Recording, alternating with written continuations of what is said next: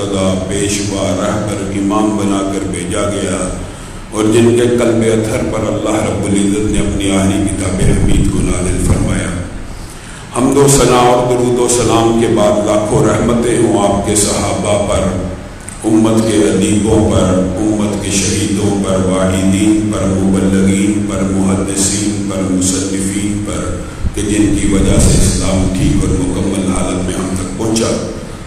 اور اس کے بعد ہم اللہ رب العزت کی بارگاہ میں یہ دعا کرتے ہیں کہ اس مرکز اور مسجد کو آباد کرنے والے، اس کے ساتھ تعاون کرنے والے جو بھی احباب ہیں، بے شمار نام ہیں، اللہ رب العزت ان کے گھروں کے اندر خیر و برکات کا نزول فرمائے۔ حاجی شریف صاحب، اسماعیل اسد صاحب، ملک اورنگزیب صاحب، شیخ متین کپور صاحب، حاجی شہباز کپور صاحب رحمہ اللہ، اسی طرح شیخ سرور صاحب، شیخ عدنان صاحب، جتنے بھی دوست ہیں جن کے میں نام جانتا ہوں نہیں جانتا، اللہ تعالیٰ ان کے گھروں کو آباد کرے کہ وہ آپ کی مسجد کو آباد کرنے کی جستجو کرتے ہیں۔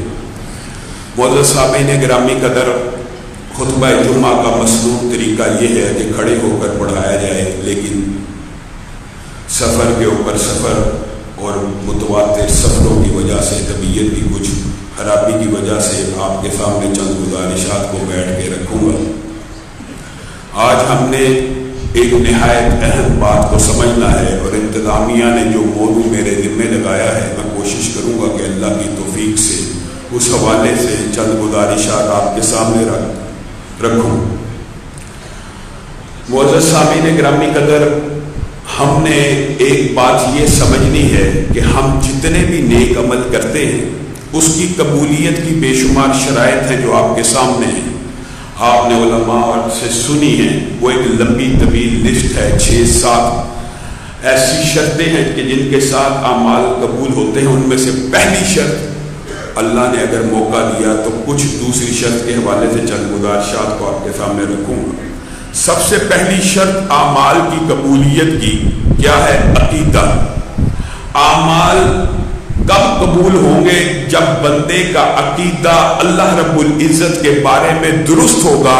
امی عائشہ نے نبی کریم صلی اللہ علیہ وسلم سے پوچھا، عبداللہ بن جدعان اس کا کیا بنے گا؟ عبداللہ بن جدعان کون تھا؟ اس حوالے سے میں چند باتیں آپ کے سامنے رکھتا ہوں۔ عبداللہ ابن جدعان قریش کا ایک فرد تھا جو بکریاں چرایا کرتا تھا۔ بکریاں چراتے چراتے، مختصر واقعہ آپ کے سامنے کرتا ہوں، اس کو ایک غار میں سونا ملا۔ وہ سونا ہر روز اپنے گھر میں منتقل کرتا رہا یہاں تک کہ سارا سونا اس کے گھر میں آ گیا۔ اس نے اس سونے کو اکٹھا کر کے اس کو بیچا اور خدمت خلق پہ لگانا شروع کر دیا۔ ایک دیگ بنوائی، ایک دیگ، جس دیگ کے حوالے سے نبی کریم فرماتے ہیں کہ میں بھی بچپن کے اندر اور جوانی کے اندر اس دیگ کے سائے میں بیٹھ جاتا تھا، اتنی بڑی دیگ تھی۔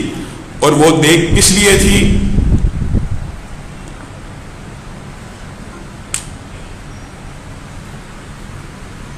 اور وہ دیگ اس لیے تھی تاکہ غریب لوگ کھانا کھا سکیں۔ حاجی آتے تھے، 1000 سوٹ ان کو تحفے میں دیتا تھا۔ حاجی آتے تھے، 1000 اونٹ ذبح کیا کرتا تھا۔ امی عائشہ نبی کریم صلی اللہ علیہ وسلم سے اس بندے کے بارے میں پوچھ رہی ہیں جو لوگوں کی کتنی خدمت کر رہا ہے۔ آپ کے سامنے مختصر بات رکھی ہے، تفصیل بڑی لمبی ہے۔ نبی کریم صلی اللہ علیہ وسلم نے کیا جواب دیا؟ کہا، اللہ کی قسم، عبداللہ ابن جدعان کا جو اللہ رب العزت کے بارے میں موقف تھا وہ یہ تھا کہ جس طرح اللہ رب العزت میری پکار اور ندا کو سنتا ہے ویسے ہی لات اور منات بھی سنتے ہیں۔ اگر اس کا یہ عقیدہ نہ ہوتا اللہ رب العزت اس کے اعمال کو قبول کر لیتا۔ اب حشر یہ ہوگا کہ اس کو اس کے عمل رائی کے دانے کے برابر بھی فائدہ نہیں دے گا۔ وجہ آپ نے آج یہ بات سمجھنی ہے اور تعصب کے بغیر سمجھنی ہے، کھلے دل سے سمجھنی ہے۔ نبی کریم صلی اللہ علیہ وسلم کا قریش مکہ سے اختلاف کس چیز کے بارے میں تھا؟ سب کو پتا توحید کے اوپر تھا، وہ مشرک تھے۔ نبی کریم صلی اللہ علیہ وسلم توحید کی دعوت دینے والے تھے، لیکن آج آپ یہاں پر آئے ہیں، آپ نے اپنے گھروں میں جا کے چند آیات کا ترجمہ خود سے دیکھنا ہے، ہر سورت دیکھنا ہے اور کسی بھی عالم کا ترجمہ دیکھنا ہے، تاکہ آپ کو پتا چلے کہ قریش مکہ شرک کی کس قسم میں مبتلا تھے، اور شرک جس کو اللہ رب العزت نے معاف نہیں کرنا، باقی ہر گناہ معاف ہو سکتا ہے، وہ کون سی ایسی چیز تھی، اور آپ نے اپنے معاشرے کا خود بخود جائزہ لینا ہے۔ ہم نے کسی کے اوپر فتویٰ تان و تشنیع نہیں کرنا۔ ایک بات یاد رکھیے، قریش مکہ جو نبی کریم کے خلاف تلواریں نکال لیتے ہیں، نبی کریم کی جان کے دشمن بن جاتے ہیں، کیا وہ اللہ کو نہیں تھے جانتے؟ بتائیے آپ کا کیا خیال ہے، کیا وہ اللہ کو نہیں تھے جانتے؟ اللہ کی قسم وہ اللہ سے آگاہ بھی تھے، اور اس کو کیا کہتے تھے؟ خانہ کعبہ کو بیت اللہ۔ اگر اللہ کا پتہ نہیں تھا تو بیت اللہ کیوں کہتے تھے؟ اس کو کیا کہتے تھے؟ بیت اللہ۔ اگر اللہ کا ان کو علم نہیں تھا تو بیت اللہ کیوں کہتے تھے؟ نبی کریم صلی اللہ علیہ وسلم کے والد کا نام کیا تھا؟ بتائیے، عبداللہ۔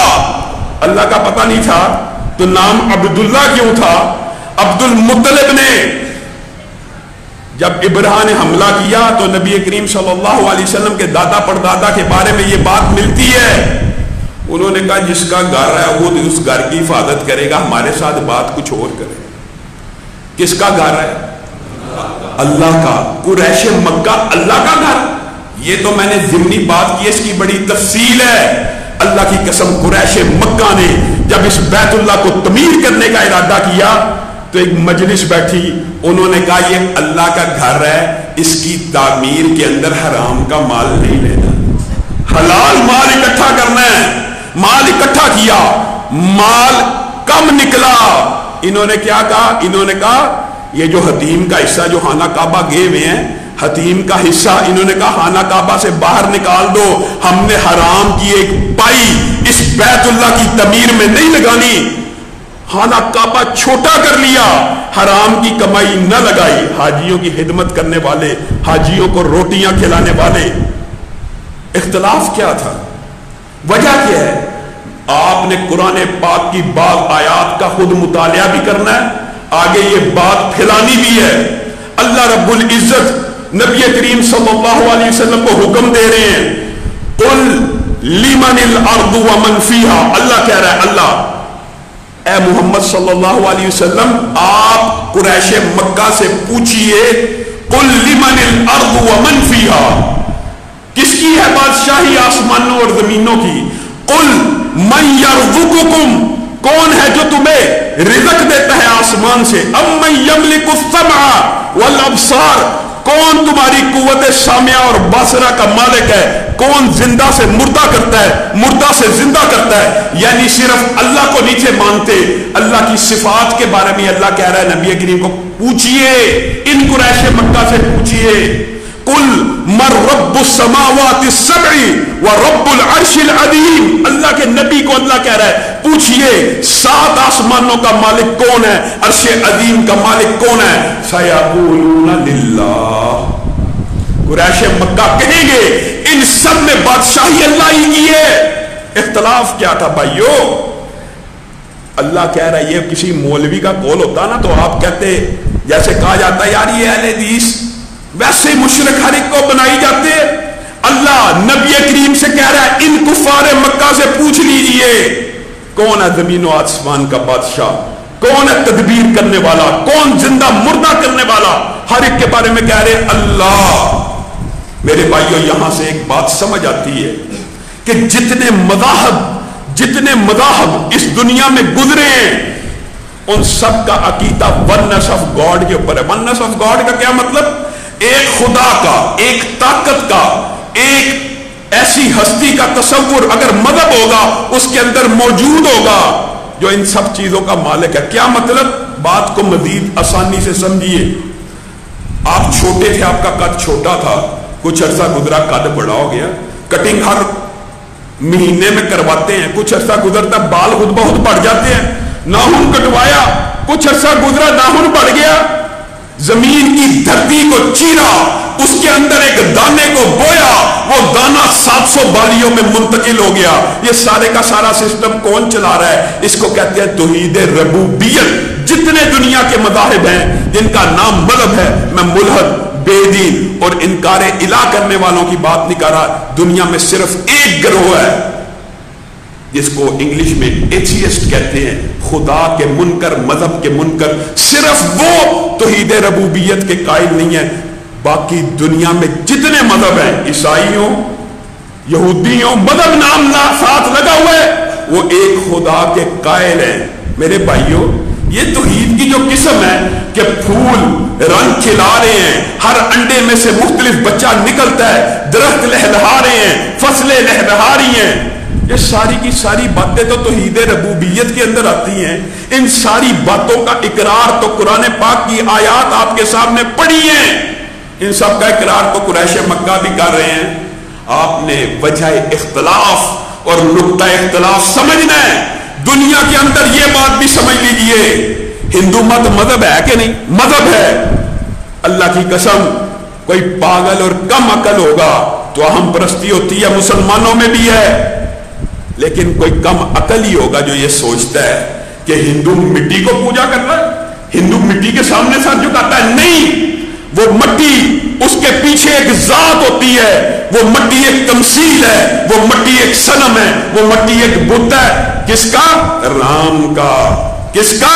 ان کے مختلف نیک لوگ ان کی تاریخ میں گزرے، ان کے حساب سے، ان کی یاد میں ان کی تمثیلیں بنائی ہوئی. مجرد مٹی کی پوجا کوئی نہیں کرتا، مجرد شجر اور حجر کی پوجا کوئی نہیں کرتا. ہر اس پوجا کے پیچھے ایک داستان، ایک سٹوری، ایک ہسٹری، ایک شخصیت ہوتی ہے. اختلاف کیا ہے؟ اجعل الالہۃ الہا واحدا، کیا ہم سارے خداؤں کو چھوڑ کر ایک اللہ کی عبادت شروع کر دیں؟ اس جملے کے اوپر آپ نے غور کرنا ہے. اختلاف کہاں سے پڑا؟ توحید ربوبیت میں اختلاف سرے سے نہیں. وہ بھی بیت اللہ کے ماننے والے، وہ بھی اللہ کی صفات، اللہ کو ماننے والے. اختلاف کہاں پہ ہوا؟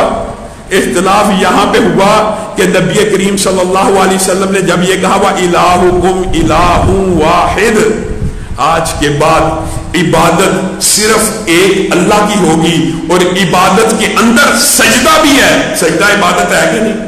رکوع عبادت ہے کہ نہیں؟ نظر نیاز عبادت ہے کہ نہیں؟ ذکر الہی عبادت ہے کہ نہیں؟ اس کا مطلب یہ ہے کہ عبادت کے جتنے اعمال ہیں، اب عبادت کے جتنے افعال ہیں، وہ سارے کے سارے ایک اللہ کے لیے خالص کر لو. قریش مکہ کو یہ دعوت دی. نبی کریم صلی اللہ علیہ وسلم نے دعوت یہی تھی کہ آج کے بعد عبادت چاہے چھوٹی سے چھوٹی ہو، چاہے بڑی سے بڑی ہو، کس کے لیے ہونی چاہیے؟ اللہ کے لیے ہونی چاہیے. یہ وجہ اختلاف ہے، یہ نقطہ اختلاف ہے.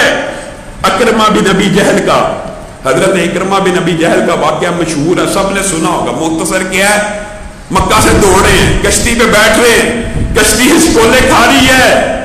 ملا کیا کہتا ہے؟ کوئی لات کو پکار رہا ہے، کوئی منات کو. اکرمہ بن ابی جہل کہتے ہیں میں بھی لات اور منات ہی کو پکار رہا تھا. انہوں نے کہا اپنی دعاؤں کو خالص کرو. ملا نے کہا تم سمندر کے اندر موجود ہو، دعا کو خالص کرو. میں نے کہا شاید اس سے مراد یہ ہے لات اور منات کی بجائے ان دونوں میں سے بھی ایک کو پکارا جائے. ہر کوئی اپنے اپنے معبودان کو پکار رہا ہے، میں بھی ایک کو پکارنا شروع کیا. اس نے کہا نہیں، تم میری بات نہیں سمجھے. اب تم سمندر میں ہو، اب تم پانی میں ہو، اب تمہیں صرف وہی کفایت کرے گا جو اللہ رب العزت ہے.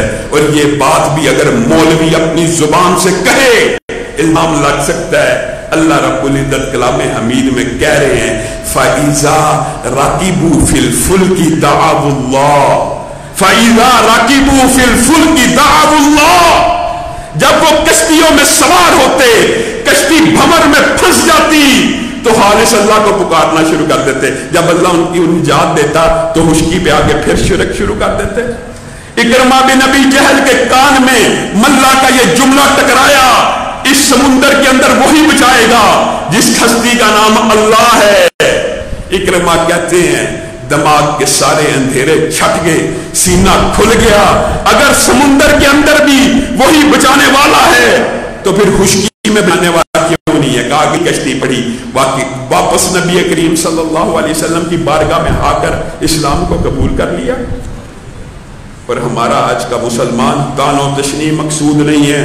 اللہ کی قسم مسلمان کو تانا دینا ہی نہیں چاہیے، پتہ بھی لگ جائے اعمال شرکیہ ہیں، اعمال کفریہ بھی ہیں، اس کے ساتھ محبت کیجئے، اس کو دعوت و تبلیغ دیجئے، لیکن غور بھی کرنا ہے۔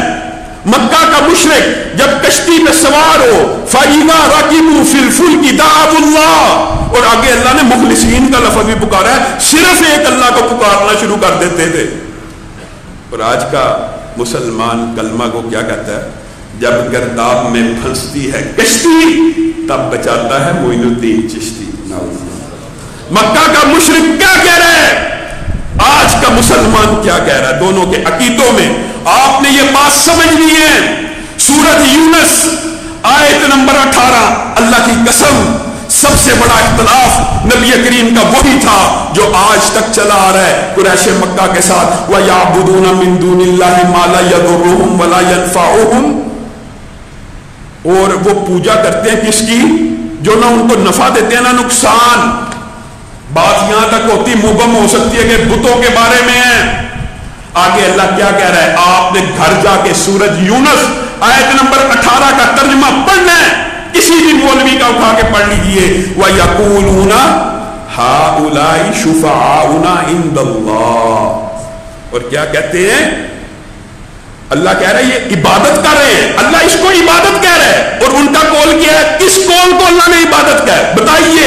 مولوی کہہ رہا ہے، اللہ کہہ رہا ہے ان کا یہ قول عبادت ہے۔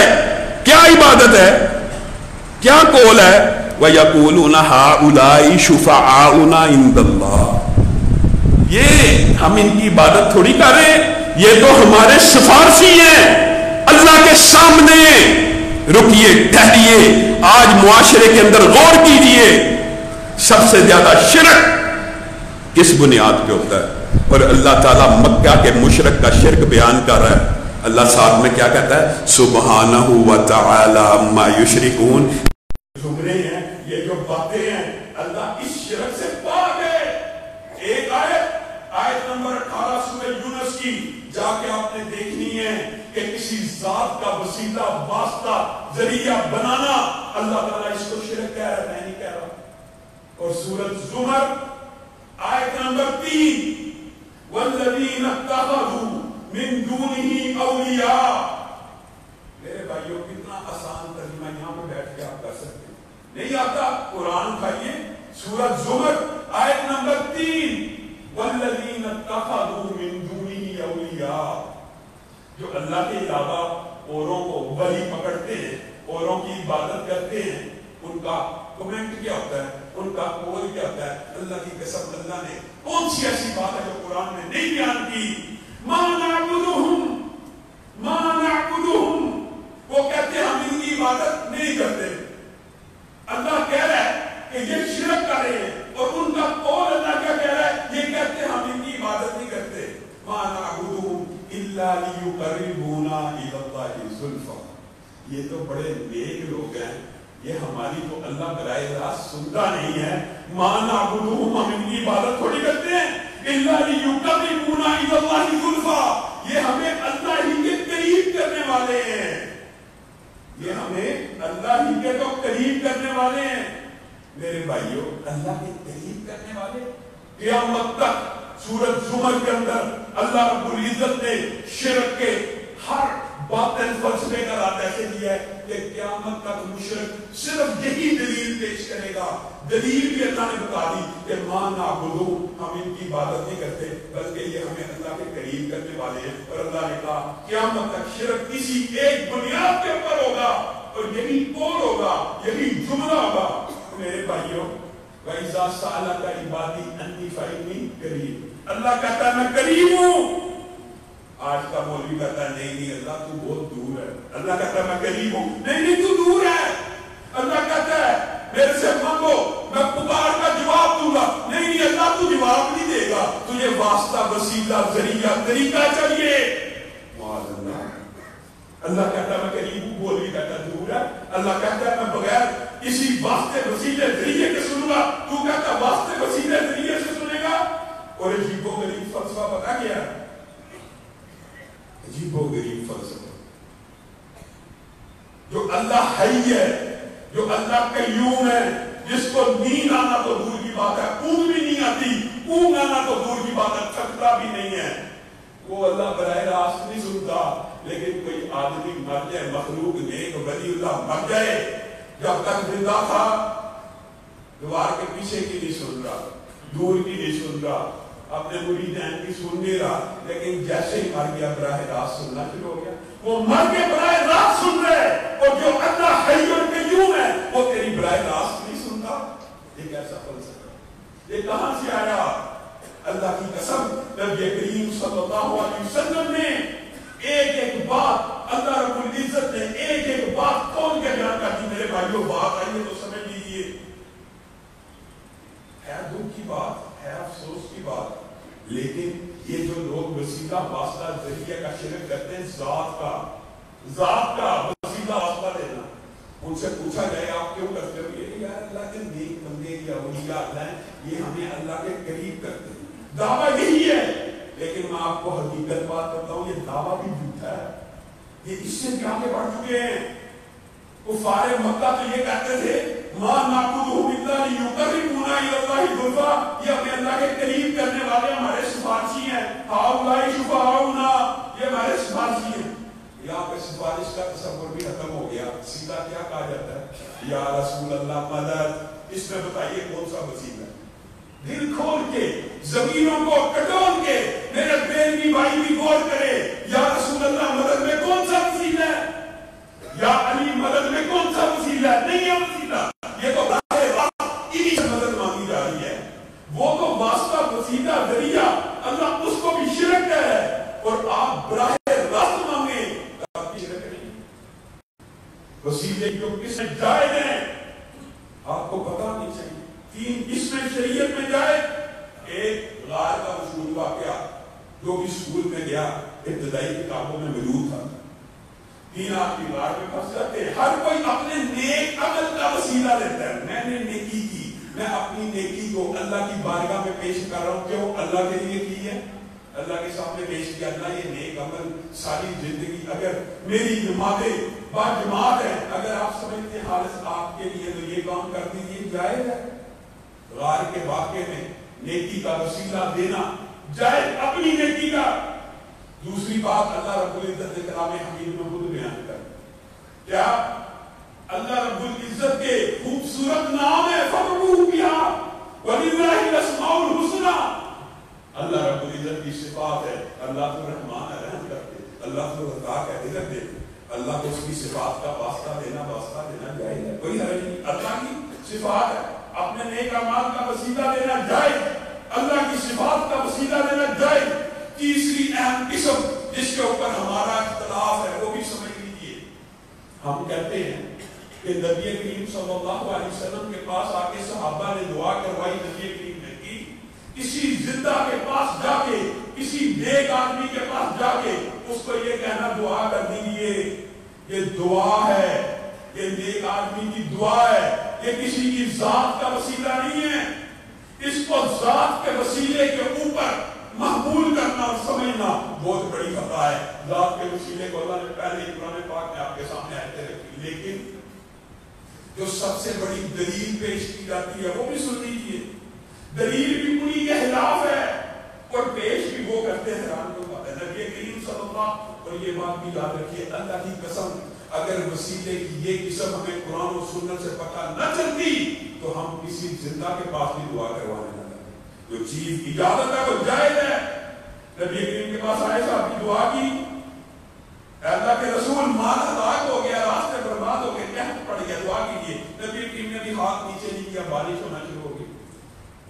یہی حدیث ذات کے وسیلے کے لیے پیش کی جاتی ہے. جو حدیث ذات کے وسیلے کا سب سے بڑا رد ہے، غور کیجیے. نبی کریم دنیا سے چلے گئے، حضرت ابو بکر دنیا سے چلے گئے، حضرت عمر کا دور آیا. ایک شخص دوران جمعہ اسی طرح آیا اور آپ مال ہلاک ہو گیا، رستے برباد ہو گئے، قحط پڑ چکا ہے. اے امیر المومنین اللہ سے دعا کیجیے کہ اللہ بارش برسائے. بتائیے حضرت عمر کہاں پہ بیٹھ کے خطبہ دے رہے ہیں؟ مسجد النبی میں. نبی کریم صلی اللہ علیہ وسلم کی قبر مبارک سے کتنی دور ہے؟ چند گز کا فاصلہ. جو مسجد النبی گئے ہیں ان کو پتہ ہے منبر مسجد النبی اور رسول اللہ صلی اللہ علیہ وسلم کی قبر کے مابین چند گز کا فاصلہ. حضرت عمر نے اگر صحابہ کا یہ عقیدہ ہوتا کہ ذات کا وسیلہ دینا جائز ہے تو کہیں پہ بیٹھ کے بھی اللہ سے کہتے ہیں اللہ رسول اللہ صلی اللہ علیہ وسلم کے ذریعے واسطے صدقے کے ساتھ ہمارے پر بارش کر سکتے. کیا کہا؟ حیران کن بات ہے. دلیل بھی یہ دیتے ہیں اور دلیل بھی اپنے خلاف. کہا چچا عباس کو بلایا جائے. جب تک نبی کریم زندہ تھے عقیدہ صحابہ کا سن لیجیے ہم ان سے دعا کروایا کرتے تھے. اللہ رب العزت ان کی پکار کو سنتا تھا. اب نبی کریم جا چکے ہیں لیکن ہمارے درمیان ایسی بزرگ ہستی موجود ہے جس کے ہاتھوں کو اللہ خالی لٹاتے ہوئے حیا کرتا. کون؟ زندہ عباس. نبی کریم صلی اللہ علیہ وسلم کے پاس قبر مبارک کے قریب بیٹھے ہوئے کہہ رہے ہیں عباس کو بلایا جائے. چچا عباس آتے ہیں اللہ سے دعا کرتے ہیں اللہ بارش برسا دیتا ہے. یہ دلیل دیتے ہیں ذات کے وسیلے کی. دلیل یہ بنتی ہے نیک زندہ آدمی سے دعا کروانے کی. یہی تین طریقے ہیں, یہی تین ذریعے ہیں. اس کے علاوہ کوئی طریقہ کوئی ذریعہ ایسا نہیں ہے.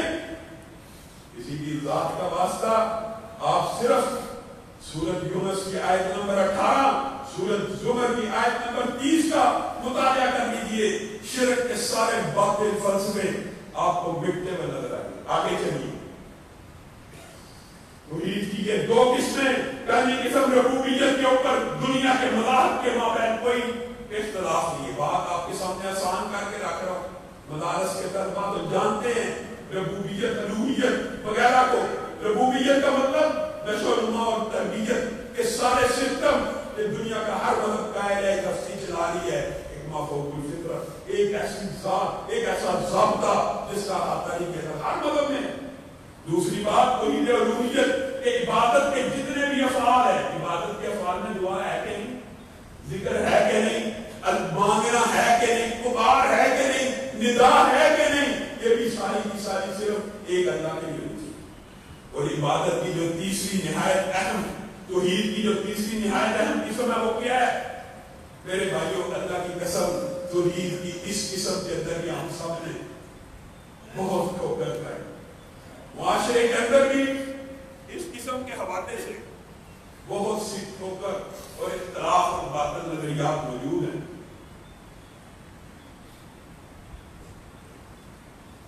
آپ سب نے اس بات کو بھی سمجھنا ہے.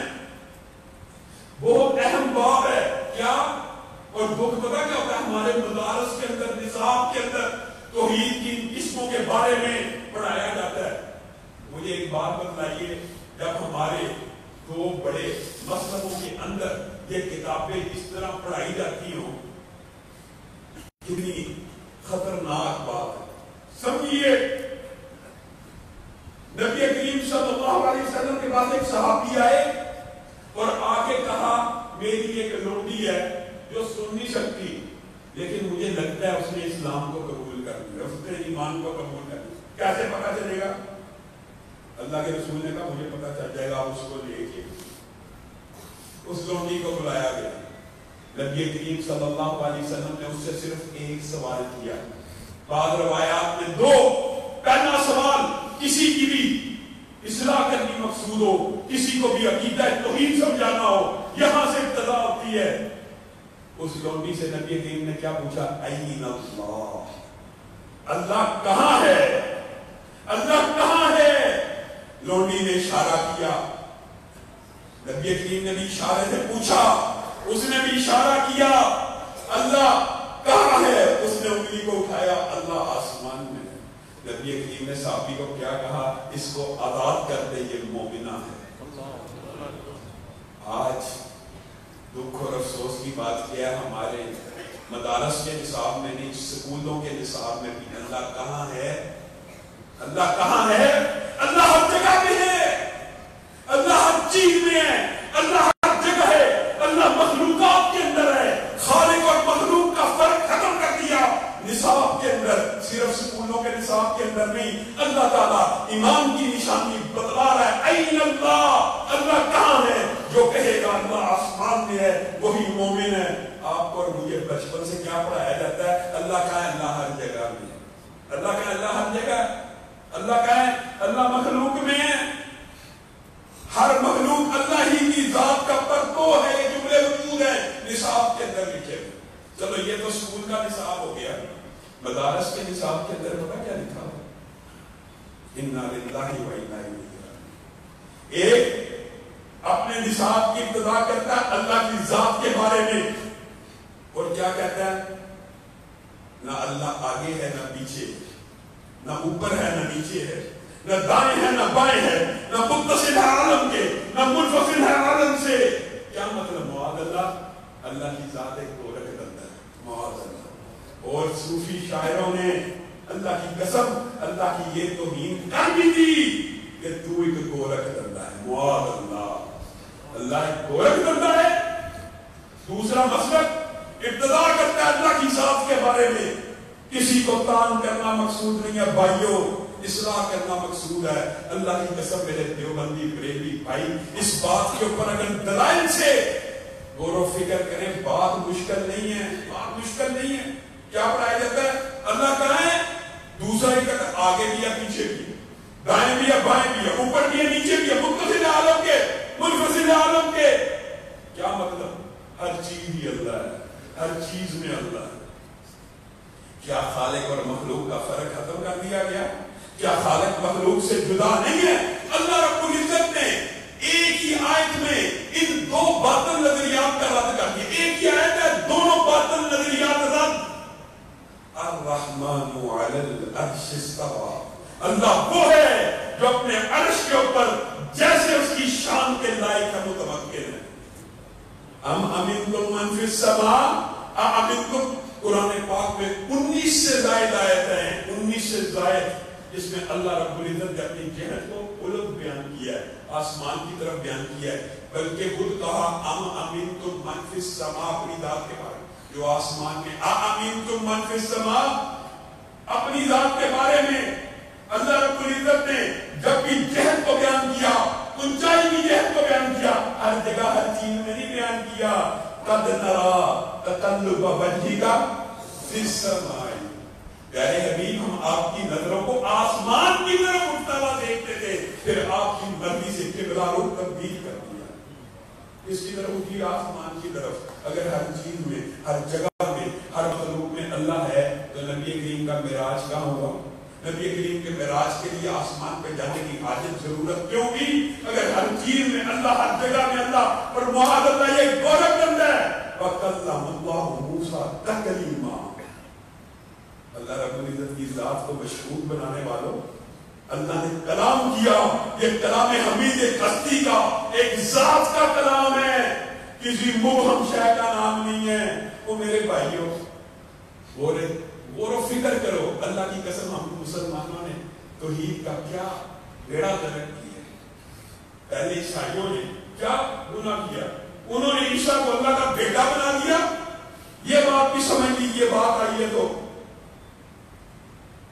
بات سمجھنا ضروری ہے. دلائل کی روشنی مجھے بتائیے،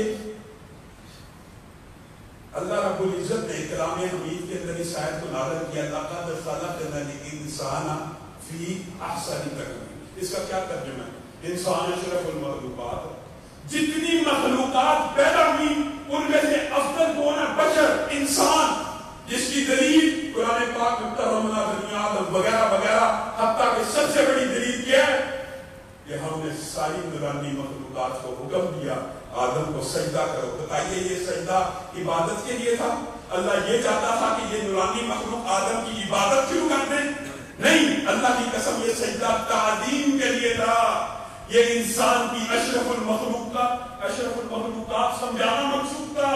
اس سجدے سے دنیا کی جتنی مخلوقات تھی ان کو یہ پیغام دینا تھا، اب میں نے ایسی مخلوق کو تخلیق کی ہے جو ساری مخلوقوں کی سردار ہوگی، اور اسی مخلوق کے اندر سے سارے نبیوں کے اور سید ولد آدم پیدا ہوں گے.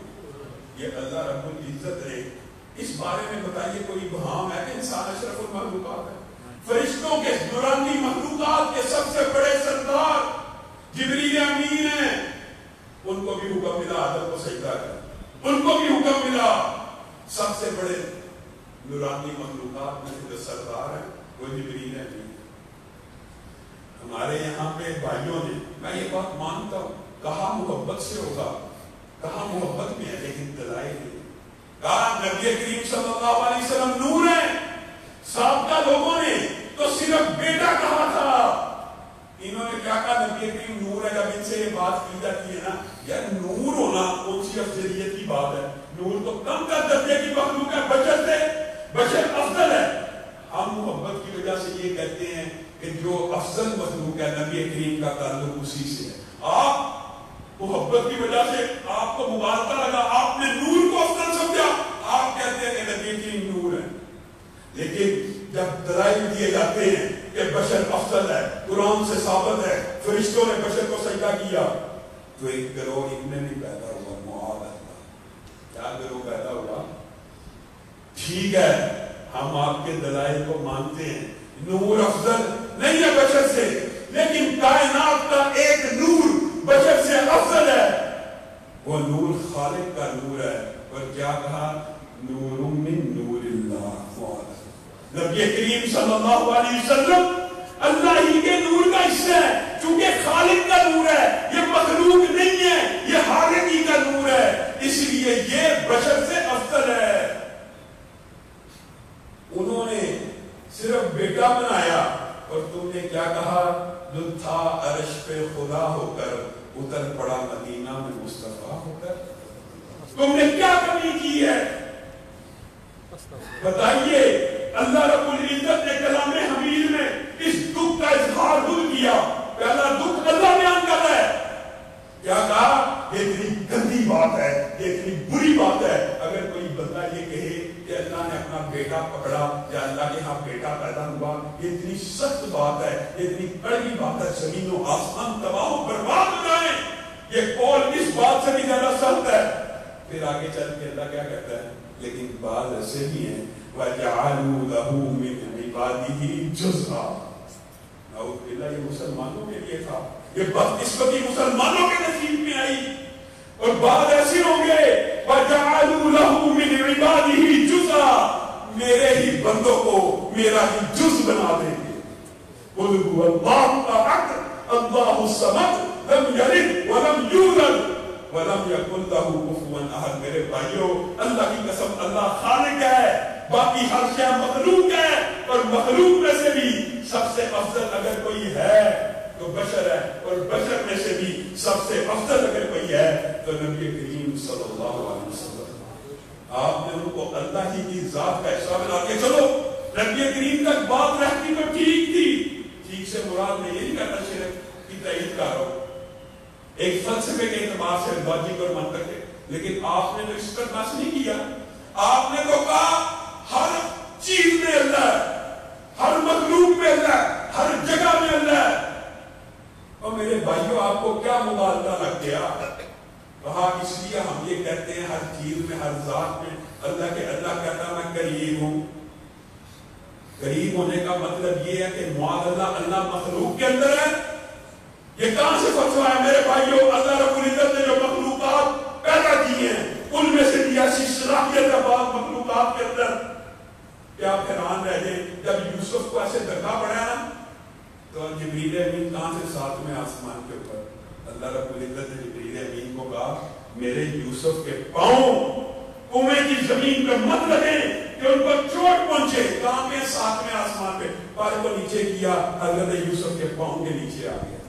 ایک سیکنڈ کے 10ویں 20ویں 100ویں حصے میں ایک اللہ کی مخلوق ساتویں آسمان سے یہاں تک کی دسترس رکھتی ہے. آپ باہر نکلے، نظر کو اٹھائیں، نظر ایک مخلوق ہے. ارب کلومیٹر کا فاصلہ 1 سیکنڈ سے کم حصے میں طے کرتی ہے. یہ جو فاصلے ہیں، یہ جو کہتے ہیں، یہ مخلوقات کے لیے ہیں. اور اگر آپ غور کریں نا، اللہ کی قسم نبی کریم صلی اللہ علیہ وسلم نے عرش کو اٹھانے والے ایک فرشتے کا مختصر سا تعارف پیش بھی کیا ہے کہ اللہ کے بارے میں کسی قسم کے شکار کا شکار نہ ہو جائے.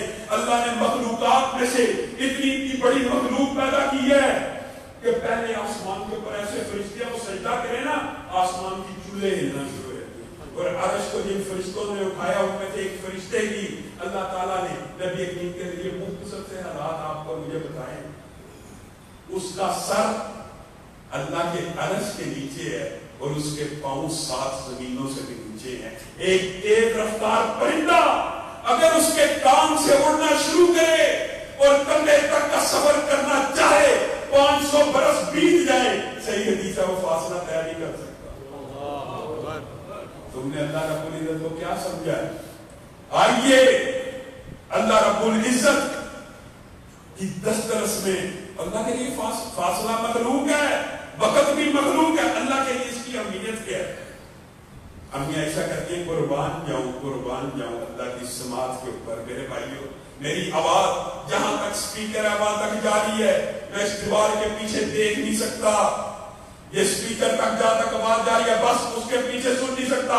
ایک بندہ یہاں پہ کھڑا ہو جائے، اس سے سوال کرے، دوسرا اکٹھا 3-4 کھڑے ہو جائیں، میں کہوں گا ایک وقت میں ایک بات کرے، اور قربان جائے اللہ کی سماعت کے اوپر عرب انسان بیک وقت اپنی اپنی زبان میں اللہ سے دعا کرنا شروع کریں، اللہ ہر ایک کی سنتا بھی ہے، جواب بھی دیتا ہے۔ حضرت عائشہ کیا کہتی ہیں؟ قربان جاؤں اپنے رب کی سماعت میں حضرت خولہ کی آواز میرے کان کے ساتھ نہیں تھی ٹکراتی، نبی کے ساتھ جگڑی ہے، یہ کیسے ہو سکتا ہے؟ میرا حامد پہ حرام، میں حامد پہ حرام، نہیں ہو سکتا، جگڑی ہے۔ کہتی ہیں آواز میرے کان پہ نہیں ٹکراری، اللہ نے عرش کی بلندیوں سے کہا قد سمع اللہ قول التی تجادلک فی زوجہا وتشتکی الی اللہ، اللہ نے خدا کی پکار کو سن لیا۔ تو میرے بھائیوں، یہاں پہ آپ کو مبارکہ ڈالا جاتا ہے، وسوسہ ڈالا جاتا ہے، یہ شرک نہیں ہوتا، اللہ بھی سنتا ہے، اللہ بھی دیکھتا ہے، آپ بھی سنتے ہیں، آپ بھی دیکھتے ہیں، یہ کیسے شرک ہو گیا؟ یہ انہوں نے ویسے شرک بنایا ہوا۔ اور ہماری سماعت اور بصارت کو اگرچہ انسان بھی سنتا اور دیکھتا ہے، یہی اشکال ہے جس کی وجہ سے خطا اور ٹھوکر کھائی۔ اللہ رب العزت نے جن چیزوں کا اپنے لیے ثبات کیا اس کی نفی کر دی۔ یار یہ اہل حدیث کہتے ہیں اللہ کے ہاتھ ہیں، ہم کہتے ہیں اللہ کہتا ہے بل یداہ مبسوطتان، اللہ کہتا ہے اس کے ہاتھ ہیں جیسے چاہے اس کو خرچ کرے۔ یہاں پہ سمجھنا ہے معاذ اللہ ہاتھ سے یہ مراد ہے کہ اس کے ہاتھ انسان جیسے ہیں، یہ کہاں پہ آیا ہے؟ ایک ہی مخلوق کے اندر صرف سمجھانے کے لیے معاذ اللہ کے ساتھ تمثیل نہیں، سمجھانے کے لیے کہہ رہا ہوں، ایک ہی مخلوق کے اندر چونٹی کے ہاتھ پرندے کے ہاتھ سے نہیں ملتے، پرندے کے ہاتھ انسان سے نہیں ملتے، انسان کے ہاتھ کرسی کے ہاتھوں سے نہیں ملتے، کرسی کے ہاتھ چارپائی سے نہیں ملتے، مخلوقات کے اندر اتنا فرق ہے۔ اللہ تعالیٰ نے واضح اصول نازل کر دیا ہے، لیس کمثلہ شیء۔ ہاں اللہ کو پتا تھا ایک گروہ آنے والا ہے، ساتھ اس بات بھی کر دیا لیس کمثلہ شیء، اس جیسی کوئی چیز نہیں، وہو السمیع البصیر، لیکن وہ سنتا بھی ہے اور دیکھتا بھی ہے۔ یہ نہ سمجھنا کہ تم دیکھتے ہو، تم سنتے ہو، تمہارے جیسے سماعت و بصارت ہے، تمہارے جیسے ہاتھ ہے، نہیں۔ اللہ رب العزت کے ساتھ کسی چیز کی مثال دی نہیں جا سکتی۔ اللہ رب العزت کے بارے میں ایک بات کر کے اپنے پہلے خطبے کو ختم کروں گا۔ میرے بھائیوں، اللہ کی قسم نبی کریم صلی اللہ علیہ وسلم نے اللہ کے بارے میں ایک بات کی اور اللہ ہی نے حکم دیا تھا۔ اللہ نے کہا قرآن پاک میں قل ان کان للرحمن ولد، قل ان کان للرحمن ولد۔ اور میرے بھائیوں، اللہ کے جز کا حصہ ہونا، اللہ کی ذات کا حصہ ہونا، ہر مخلوق اللہ ہی کی ذات کا حصہ ہونا، یہ اتنا گندا اور باطل فلسفہ ہے۔ اللہ نے نبی کریم کو کہا کہہ دیجئے قل ان کان للرحمن ولد۔ اگر اللہ کا ذات کا حصہ کی بات نہیں ہو رہی، اگر اللہ کا کوئی بیٹا بھی ہوتا، اگر اللہ کا کوئی بیٹا بھی ہوتا تو کہہ دیجیے محمد صلی اللہ علیہ وسلم فانا اول العابدین۔ تو اللہ کا بیٹا بھی اس شان کا ہوتا، اس لائق ہوتا کہ اس کی بھی عبادت کی جاتی، اور عبادت کا اقرار کس سے کروایا جا رہا ہے؟ سید ولد آدم سے کروایا جا رہا ہے۔ کیا محمد اللہ کا کوئی بیٹا ہوتا تو میں محمد صلی اللہ علیہ وسلم اس کی عبادت کرتا. آپ بتائیے, آپ نے ہر چیز کو اللہ کی ذات کا حصہ بنا دیا, کیا وہ ہر چیز عبادت کے لائق نہیں ہوگی؟ پھر ہوگی. جو چیز اللہ کی ذات کا حصہ ہو جائے وہ کیسے عبادت سے پاک ہو سکتی ہے؟ آپ نے تو کہہ دیا نور من نور اللہ, نبی کریم اللہ ہی کی ذات کا حصہ, تو پھر ان کی عبادت ہونی چاہیے. اگر یہ باطل فلسفہ مان لیا جائے, اللہ رب العزت جو کہا گیا, جو سنا گیا, اس کو سمجھنے کی توفیق عنایت فرمائے.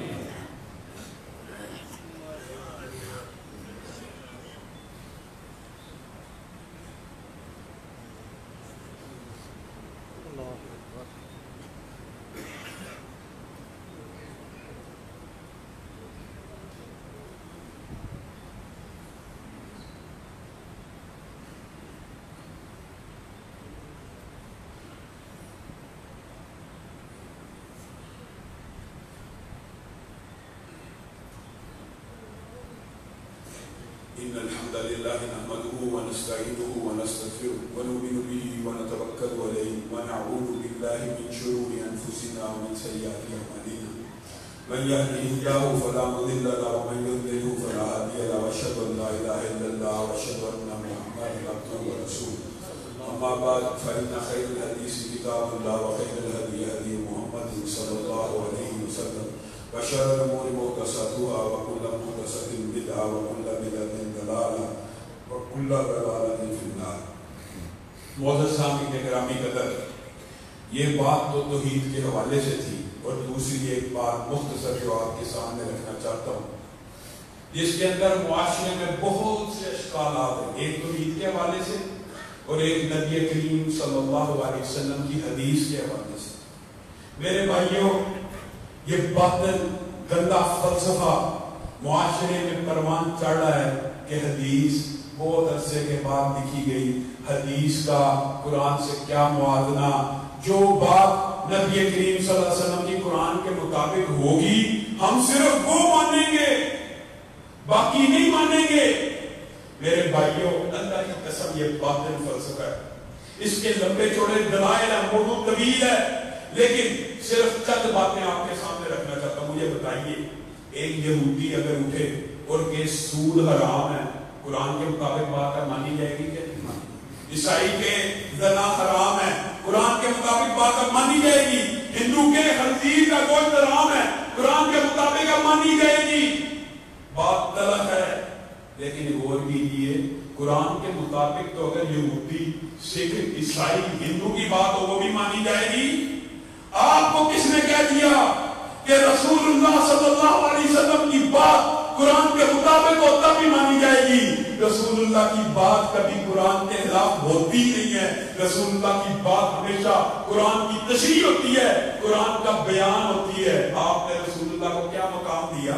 ویسے تو آپ رسول اللہ صلی اللہ علیہ وسلم میں محبت کے دعویٰ کرتے ہیں, لیکن رسول اللہ کی جب حدیث کی باری آئے, آپ نے رسول اللہ کو یہ مقام دیے کہ ان کی بات, رسول اللہ کی بات قرآن کہہ رہا ہے وَمَا يَنطِقُ عَنِ الْهَوَىٰ إِنْ هُوَ إِلَّا وَحْيٌ يُوحَىٰ. نبی بولتے ہی اپنی مرضی سے نہیں, جب بھی بولتے ہیں اللہ کی مرضی سے بولتے ہیں. اللہ کی قسم, صحابہ کا نبی کریم صلی اللہ علیہ وسلم کی حدیث کے اوپر کیسا اعتماد تھا, یہ بڑا لمبا چوڑا باب ہے, لیکن ایک دو واقعات آپ کے سامنے رکھتا ہوں. حضرت عثمان بن طلحہ, نام سنا ہو, کون ہے؟ خانہ کعبہ کی چابیاں ان کے پاس ہوا کرتی تھی.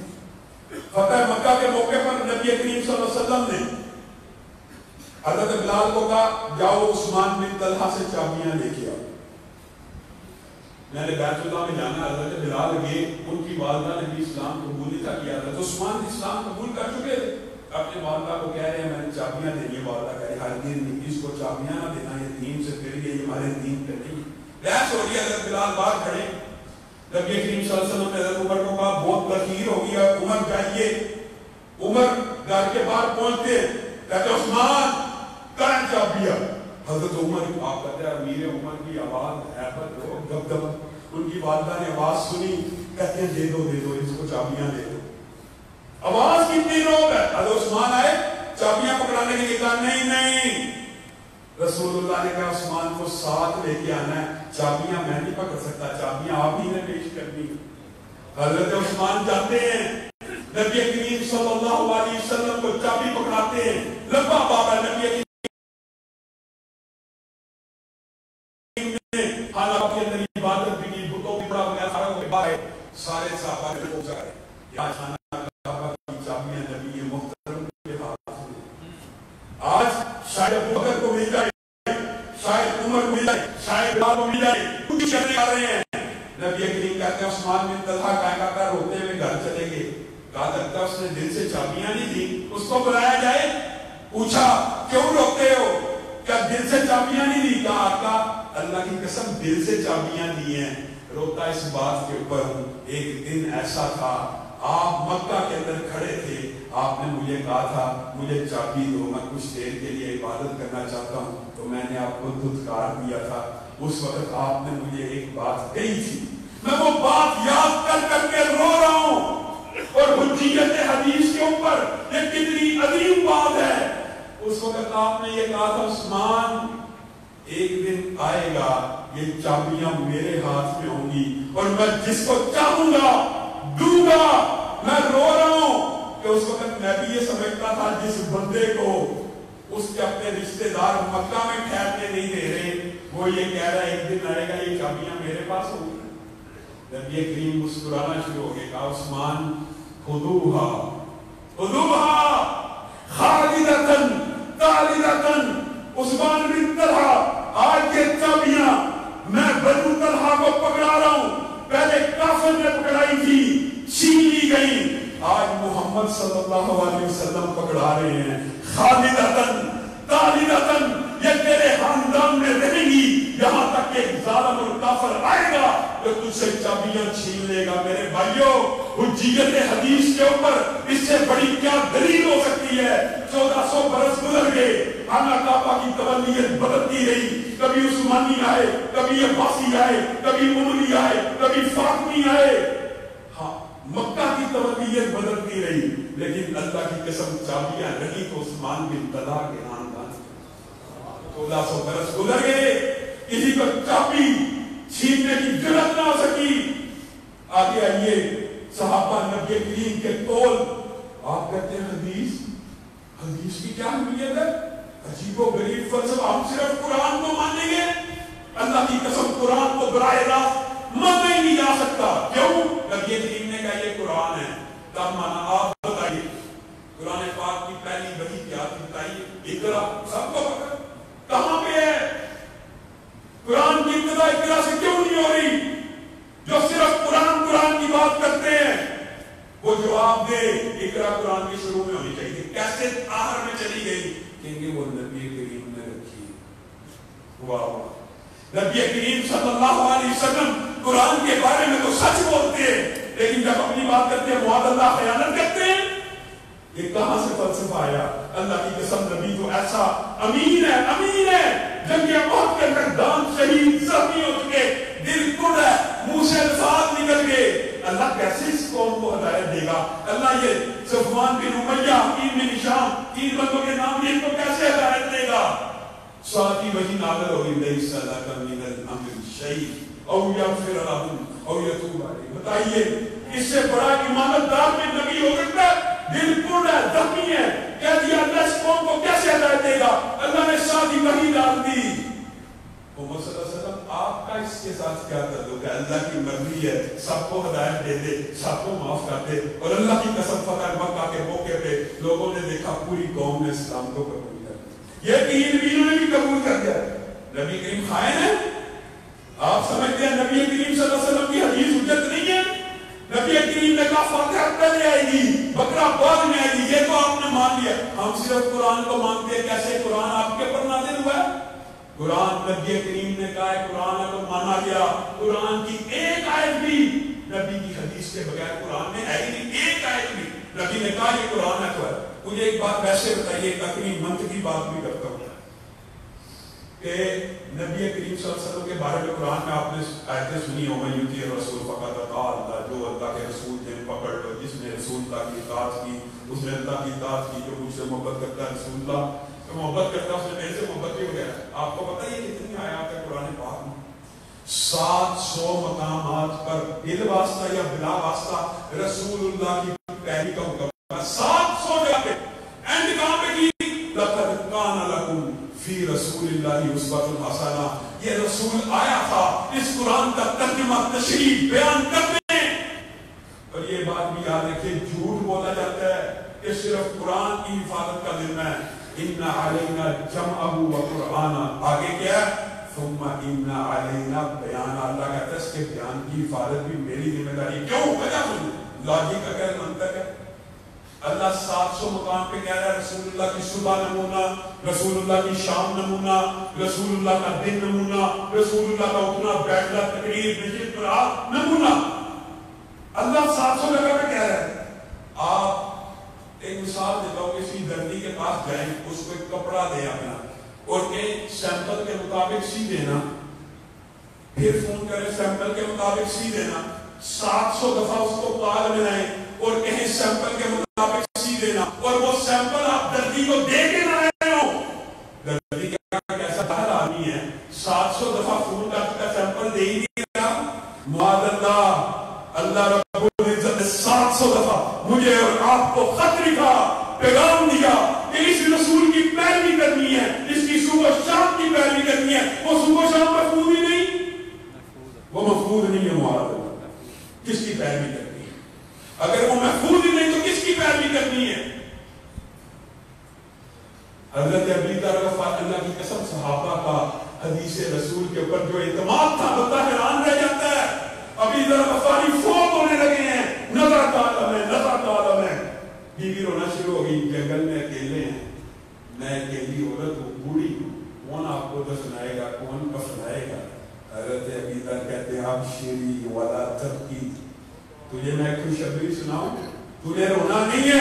میں نے اپنے کانوں سے سنا تھا، ہم چند صحابی نبی کریم کے ارد گرد بیٹھے تھے اور نبی کریم نے کہا تھا تم میں سے ایک شخص جنگل میں فوت ہوگا، اور جیسے ہی وہ فوت ہوگا اللہ رب العزت مسلمانوں کی ایک جماعت بھیجے گا جو اس کا جنازہ پڑھے گی، اس کو کفنائے گی، اس کو کفنائے گی۔